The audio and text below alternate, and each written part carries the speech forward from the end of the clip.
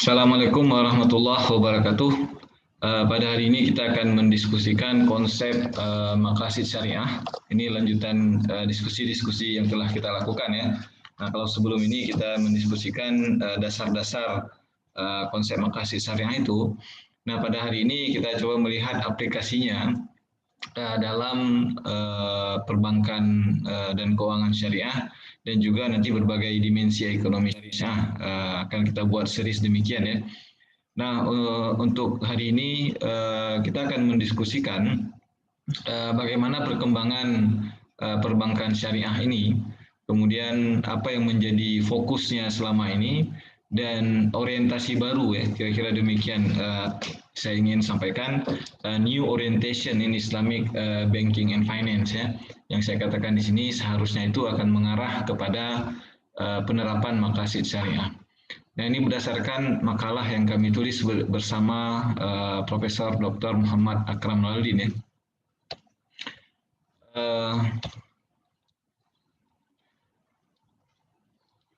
Kita lihat kemunculan perbankan syariah ataupun keuangan syariah ini itu didasari oleh keinginan untuk menyusun kembali praktek-praktek keuangan modern agar patuh kepada prinsip-prinsip dan aturan-aturan hukum syariah. Nah, jadi Islamic finance ini ataupun keuangan syariah ini muncul karena ada permasalahan dalam praktek perbankan konvensional karena prakteknya menggunakan sistem riba ya. Jadi ada bunga di situ dan bunga ini dianggap sebagai riba yang diharamkan. Nah, karena itu muncul perbankan syariah atau keuangan syariah untuk menghilangkan riba dan unsur-unsur terlarang lainnya dalam praktek keuangan, sehingga kemudian disusun sebuah sistem keuangan yang patuh kepada hukum-hukum syariah. Nah, kita lihat perkembangannya luar biasa, sudah lebih kurang 50 tahun aplikasi perbankan syariah di dunia. Dari industri kecil sekarang sudah bergerak menjadi sebuah industri global ya. Hampir tidak ada negara di dunia yang tidak ada lembaga keuangan syariahnya. Dan hampir tidak ada lembaga-lembaga keuangan konvensional yang besar tidak mempunyai unit syariahnya ya. Jadi ini dianggap sebagai sebagai segmen baru di dalam industri keuangan dan bisa mendatangkan profit yang besar.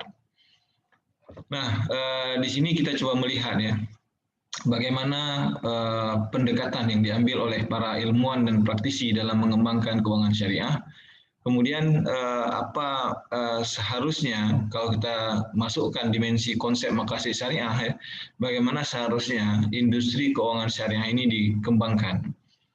Nah, saya di sini berargumen bahwa selama ini perkembangan keuangan syariah itu lebih fokus kepada dimensi dimensi hukumnya ya, legal concern ya. Jadi terlalu banyak legalism karena yang dikatakan syariah compliance ataupun kepatuhan syariah itu adalah kepatuhan kepada hukum-hukum syariah. Nah, hukum syariah ini bisa dilihat dalam dua dimensi ya. Dimensi yang pertama adalah terhindarnya dari hal-hal yang diharamkan yang menyebabkan sebuah transaksi menjadi transaksi yang terlarang ya. Yaitu seperti misalnya riba, ada unsur gharar ya, ada unsur maisir dan lain sebagainya. Nah, ini akibat dari adanya dimensi tersebut menjadikan sebuah transaksi itu menjadi transaksi yang haram ya, ataupun tidak legal ya dalam perspektif hukum. Nah, dimensi yang kedua adalah segala transaksi-transaksi ini itu harus patuh kepada aturan-aturan prinsip-prinsip transaksi sebagaimana didefinisikan dalam konsep akad-akad fikih muamalah ya. Nah, jadi sebuah transaksi dikatakan valid ataupun sah legal ya, itu kalau mematuhi aturan-aturan hukum yang terdapat di dalam prinsip-prinsip akad ya. Nah, jadi ada dua dimensi di sini, menghindari hal-hal yang diharamkan, kemudian patuh kepada prinsip-prinsip aturan main yang terdapat di dalam konsep akad dalam muamalah. Nah, pendekatannya bagaimana? Pendekatan yang diambil adalah sangat pragmatik di sini ya. Kita melihat caranya adalah dengan mempertahankan struktur produk konvensional yang ada, kemudian melakukan modifikasi, kemudian membuang ataupun menghilangkan hal-hal yang diharamkan di dalam transaksi tersebut, misalnya bunga itu sudah dihilangkan, kemudian unsur-unsur perjudian, unsur ketidakjelasan itu dikeluarkan, kemudian diganti dan dimasukkan dengan disusun produk ini, struktur tersebut menggunakan akad-akad syariah.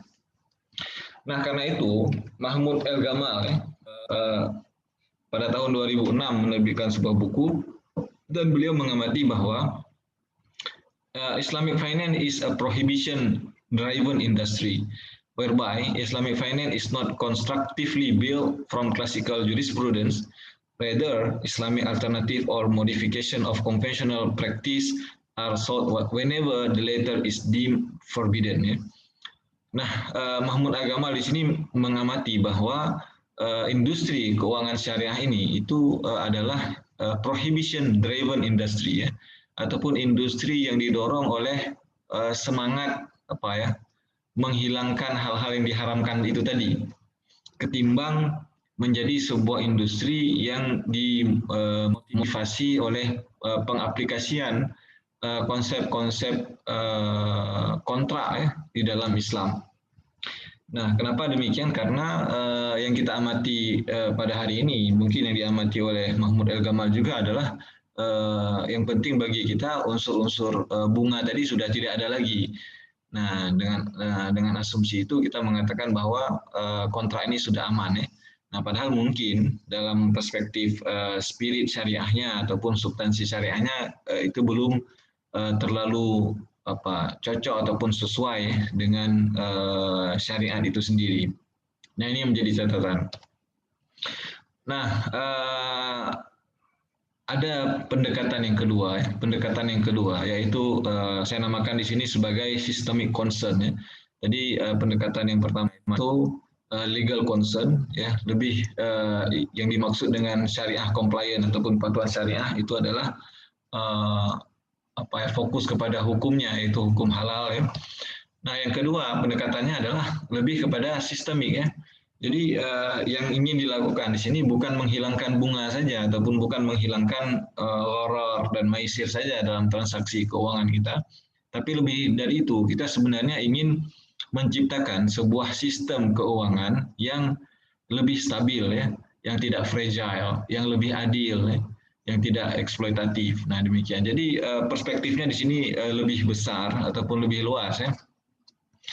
Nah, karena itu ketika muncul keuangan syariah ini, maka kita mengharapkan ada sesuatu baru, ada sesuatu yang baru yang ditawarkan oleh para ilmuwan dan para praktisi keuangan syariah ini. Nah, pendekatannya itu sudah pasti tidak boleh pendekatan yang sifatnya pragmatik, ya, tapi harus pendekatan yang sifatnya sistemik, ya, harus sifatnya sistemik karena kita ingin menemukan ataupun menawarkan sebuah sistem baru.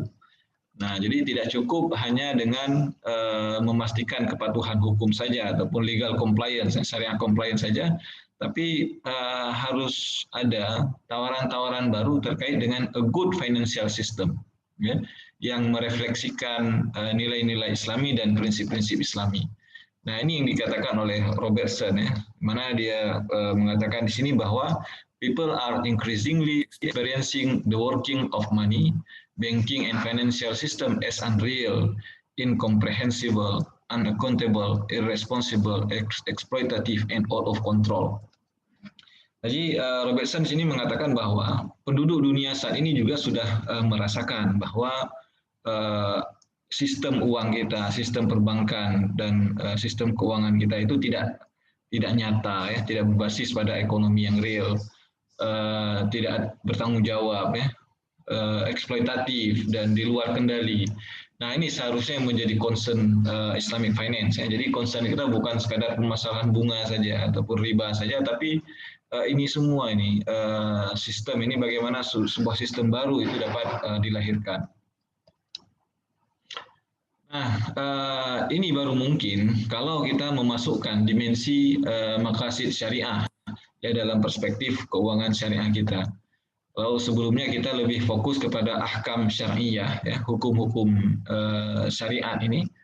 Nah, arah baru yang harus kita ciptakan adalah kita melihat pada konsep maqasid syariahnya, ya, apa yang menjadi tujuan-tujuan syariahnya. Nah, kenapa? Karena tadi kita ingin menciptakan, kalau kita kembali kepada konsep maqasid syariah yang sudah kita jelaskan ya, itu kita ingin menciptakan sebuah sistem yang maslahah ya, yang membawa kesejahteraan, keadilan kepada manusia yang menghindari kita dari segala macam mafsadah. Nah, mafsadah ini ya eksploitasi, spekulasi, ya perjudian, unethical. Nah, ini semua masuk dalam konsep mafsadah tadi ya.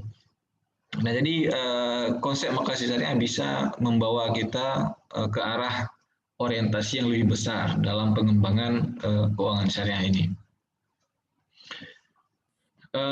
Di sini saya coba membandingkan ya, apa perbedaan pendekatan syariah compliance dengan maqasid compliance ya, ataupun maqasid orientation di sini. Nah, kalau syariah compliance, kepatuhan syariah, itu kita terlalu fokus kepada hal-hal teknis dan sifat dan sesuatu yang sifatnya sangat operasional ya dalam pengembangan produk. Nah, jadi step by step itu harus legal, harus terhindar dari hal-hal yang terlarang, kemudian patuh kepada rukun dan syarat-syarat akad. Nah, ini bagus, tapi seringkali ini mengorbankan dimensi-dimensi yang lebih besar ya. Itu yang coba kita coba kita pahami di sini. Nah, kemudian tendensinya yang kita lihat tadi ini adalah kita cenderung untuk mereplikasi produk-produk keuangan konvensional yang sudah kita kritik. Ya. Jadi ya kita mereplikasi produk yang ada dengan konsep-konsep yang kita katakan patuh kepada syariah. Nah, dan kadangkala ini menjadi sesuatu yang lucu ya. Kenapa? Karena tujuan-tujuan kapitalisme itu tetap kita pertahankan, tapi sekarang sudah mendapat justifikasi syariah, nah, ya, sehingga menimbulkan kebingungan di sini dalam masyarakat. Ada conflicting objektif, ya, ada tujuan-tujuan yang berkonflik di sini antara tujuan Islami dengan tujuan kapitalisme itu. Kenapa? Karena sudah ada pengkaburan di sini, instrumennya sudah patuh syariah, tapi tujuannya masih ataupun caranya masih menggunakan cara-cara kapitalisme itu. Kemudian lack of comprehensive perspective of creating a new financial system. Ya. Nah, ini yang sudah 50 tahun kita, tapi masih belum ada gambaran ya kira-kira bagaimana sistem keuangan Islam itu. Nah, karena itu di sini saya coba tawarkan ya beberapa pendekatan ya dalam maqasid syariah ini agar kita bisa menemukan arah baru di dalam pengembangan keuangan syariah kita. In the maqasid orientation, the Sharia compliant in Islamic finance does not mean a mere satisfaction of the minimum legal requirement of Islamic jurisprudence. Instead, Sharia compliant means to structure and orient Islamic finance in the Islamic spirit and value system and achieve the ideals and purpose of Islam in the financial sphere. Ya. Jadi maksudnya di sini adalah kita bergerak ke tahap berikutnya dalam pengembangan keuangan syariah. Kalau sebelumnya kita fokus kepada kepatuhan syariah compliance dalam struktur, dalam operasional produk ya. Nah, sekarang kita bergerak ke arah lebih besar. Bagaimana kita bisa mewujudkan idealisme ataupun tujuan-tujuan Islam dalam dimensi keuangan dan dimensi kehidupan ya. Nah, kenapa? Karena syariah itu dalam definisi yang besarnya itu bukan hukum saja ya. Karena selama ini kita memahami syariah dalam perspektif hukum. Padahal syariah itu adalah sistem kehidupan. Nah, syariah ini mencakup segala dimensi kehidupan kita dan dimensi-dimensi itu saling terkait ya antara satu dengan yang lain. Nah, kita Islamic Finance ini adalah bagian dari dimensi tersebut, bagian dari sistem tersebut, bagian daripada sistem syariah, bukan bagian daripada hukum syariah semata-mata. Nah, lalu Maqasid Syariah in Islamic Finance refer to the overall goals and meaning that the Sharia aims to achieve from its principle and rulings related to the financial activities and transaction. Nah, di sini yang menjadi tujuan syariah itu bukan untuk menghilangkan riba semata-mata, tapi juga kita ingin menghilangkan eksploitasi. Kita juga ingin menghilangkan ketidakadilan. Kita ingin menghilangkan transaksi-transaksi yang tidak beretika, transaksi-transaksi yang tidak transparan. Kita ingin menghidupkan keadilan di dalam masyarakat, kesejahteraan masyarakat. Kita ingin ada distribusi sumber daya yang lebih adil di dalam masyarakat. Nah, ini yang harus kita pikirkan, bagaimana sistem keuangan kita bisa mengarah ke arah sana ya. Nah, di sini saya katakan di sini diskusi syariah dalam keuangan Islam tidak berhenti pada level akad apa yang dibenarkan ataupun akad apa yang dilarang ya. Dimensi-dimensi apa yang harus diperhatikan dan mekanisme apa yang harus dilakukan ya agar kontrak tersebut menjadi valid. Jadi tidak berhenti di situ diskusi kita, tapi diskusi kita harus mengarah kepada bagaimana tujuan-tujuan syariat ini bisa diwujudkan melalui sistem keuangan kita. Nah, pendekatannya bagaimana? Pendekatannya kita harus menggunakan integrative approach and comprehensive perspective on the overall Islamic vision in financial sphere is required. Ya. Jadi kita di sini ditantang untuk mereformasi sesuatu yang sudah yang sudah buruk yang dilakukan dalam keuangan konvensional ya. Kita diminta untuk menawarkan solusi baru, apa yang menjadi kelemahan dalam sistem konvensional yang ada ini, dan menawarkan perspektif yang lebih baik ya, lebih baik. Nah, itu yang menjadi tantangan kita. Jadi menjadi tantangan kita bukan sekedar untuk mengeluarkan bunga saja dalam transaksi keuangan kita, tapi lebih dari itu. Ya. Bagaimana kondisi ekonomi masyarakat menjadi lebih baik, bagaimana krisis bisa dihindari. Nah, itu yang sebenarnya diharapkan. Nah, jadi untuk itu kita harus di sini mempunyai kerangka pemikiran yang lebih besar. Ya. Nah, jadi para ilmuwan di sini harus merumuskan grand framework itu, kemudian direction ya, ke arah mana kita akan membawa keuangan syariah ini. Nah, jadi di sini kita tawarkan bahwa syariah compliance itu harus bergerak kepada maqasid realization ya, maqasid realization. Nah, bukan berarti syariah compliance ini tidak penting ya. Saya tidak mengatakan demikian. Syariah compliance ini tetap penting karena ya patokan halal ataupun haramnya itu di sini. Nah, kan tapi kita ingin bergerak lebih lanjut ya, bergerak lebih lanjut. Kenapa? Karena kalau kita fokus di sini bisa saja Islamic finance kita terdistorsi, terperangkap kepada hal-hal yang sifatnya teknis semata ya. Nah, kalau kita tidak memiliki orientasi yang lebih besar. Nah, karena itu sudah saatnya 50 tahun ke depan kita harus memikirkan ya, apa yang menjadi spirit kita, apa yang menjadi orientasi kita, sehingga nanti dalam proses ijtihadnya itu ada arah baru. Arah baru bagaimana kita menstruktur kontrak-kontrak ataupun produk-produk keuangan sehingga dapat mewujudkan tujuan-tujuan syariah ini. Nah, tujuan syariah itu ya, tergambar di dalam konsep maslahah dan mafsadah ini ya. Nah, itu harus kita elaborasi lebih lanjut agar sistem kehidupan manusia di dunia menjadi lebih bagus ataupun lebih baik ya. Good financial system. Nah, itu yang ingin kita capai sebenarnya. Nah, jadi apa yang menjadi checklist kita di sini? Apa yang menjadi indikator kalau kita bergerak ke arah maqasid syariah? Nah, di sini saya sampaikan bahwa Islamic banking and finance progress will be monitored by how much compliant with Islamic legal requirement, itu level yang pertama. Nah, level yang kedua adalah how well it realize the maqasid syariah. Sejauh mana kita mampu mewujudkan, merealisasikan maqasid syariah ini by producing a good economy marked by the spirit of brotherhood, ukhuwah, and cooperation, ta'awun, social equality, and social justice, adalah just and fair allocation of resources, elimination of poverty, protection of the environment, and helping society in achieving well-being ataupun maslahah. Nah, jadi ini yang diharapkan.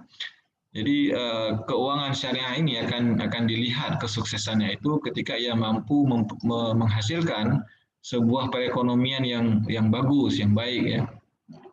Yang ada dimensi brotherhood-nya, ukhuwahnya, yang ada dimensi cooperation, ta'awunnya, yang ada dimensi kesetaraan sosialnya, keadilan sosial,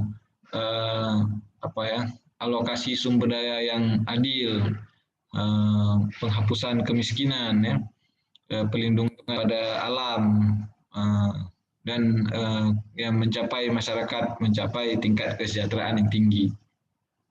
Nah, jadi di sini sebenarnya ada banyak ruang-ruang yang harus dimainkan oleh keuangan syariah ini ketimbang dimensi yang pertama tadi. Nah, jadi keunggulan Islamic Finance ini bukan pada legal compliance ataupun syariah compliance saja, tapi bagaimana konsep maqasid syariah ini bisa direalisasikan. Nah, ini sebenarnya potensinya itu sangat besar dan harus diarahkan ke sana. Mungkin demikian paparan singkat dari saya. Tujuannya adalah untuk menggugah kembali ya bagaimana kita mengorientasikan perkembangan keuangan syariah ini dari yang melulu kepada konsep syariah compliance menjadi ke arah maqasid syariah ataupun bagaimana kita merealisasikan konsep maqasid syariah yang lebih besar itu. Demikian, terima kasih. Billahi taufiq wal hidayah. Assalamualaikum warahmatullahi wabarakatuh.